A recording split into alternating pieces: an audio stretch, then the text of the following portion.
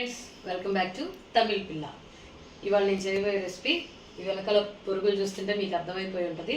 బొరుగులతో మనం ఇంట్లోనే ఒక వెరైటీ స్నాక్ చేసుకుందాం. నార్మల్గా అందరూ ఉప్పు కారం వేసేసి గీ వేసేసి చేసుకుంటారు. ఇది కొంచెం డిఫరెంట్గా ఉంటుంది. సో ఫస్ట్ గిన్నె పెట్టుకొని, ఇది కోకోనట్ ఆయిల్. నేను కోకోనట్ ఆయిల్ యూస్ చేస్తున్నాను. మీరు ఏ ఆయిల్ కావాలంటే ఆయిల్ యూస్ చేసుకోవచ్చు. సో కోకోనట్ ఆయిల్ వేసుకున్న తర్వాత దానిలో శనగిత్తనాలు, మనకి ఎన్ని కావాలంటే అన్ని వేసుకోవచ్చు దీనిలో శనగిత్తనాలు, ఎందుకంటే పిల్లలు బాగా ఇష్టంగా తింటారు శనగిత్తనాలు. సో ఇది కొంచెం మనం వేయించుకోవాలి. సో పీనట్ బాగా రోస్ట్ అయిపోయినాయి. ఇప్పుడు దీనిలో శనగపప్పు పోసుకోవాలి. ఇవన్నీ పిల్లలకి హెల్దీ అను, సో అందుకని నేను చాలా ఎక్కువ వేస్తున్నాను.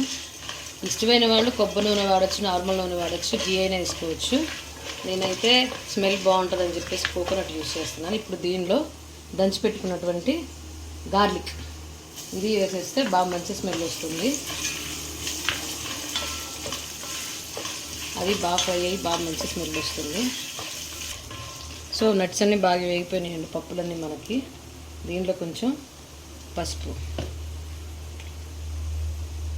కొంచెం ఉప్పు, స్పైసీ ఎక్కువ తింటాం మేము, సో అందుకని కారం, ఇవన్నీ వేసి బాగా మిక్స్ చేయాలి. ఇది రెగ్యులర్ స్టైల్లో కాకుండా ఇది డిఫరెంట్గా ఉంటుంది, చాలా బాగుంటుంది. ఆ గార్లిక్స్ మనం దంచేసి వచ్చాం కాబట్టి అది స్మెల్ చాలా బాగుంటుంది, తినడానికి కూడా చాలా బాగుంటుంది.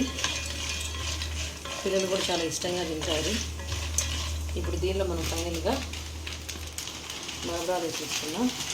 ఫస్ట్ ఆయిల్ చాలా ఎక్కువ ఉందనిపిస్తుంది కదండి. ఇప్పుడు చూడండి ఏమీ ఉండదు, ఆయిల్ మొత్తం ఇవన్నీ వేసుకొని మరగరాలన్నీ వేసుకొని మనం మిక్స్ చేసుకోవాలి.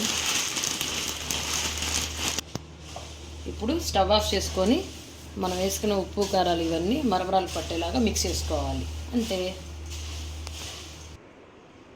సో ఫైనల్గా కలర్ చూడండి చాలా బాగా వచ్చింది.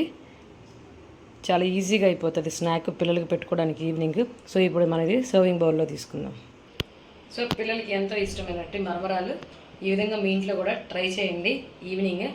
సో ఈ వీడియో కనుక మీకు నచ్చినట్టయితే please like, share and subscribe Tamil పిల్ల.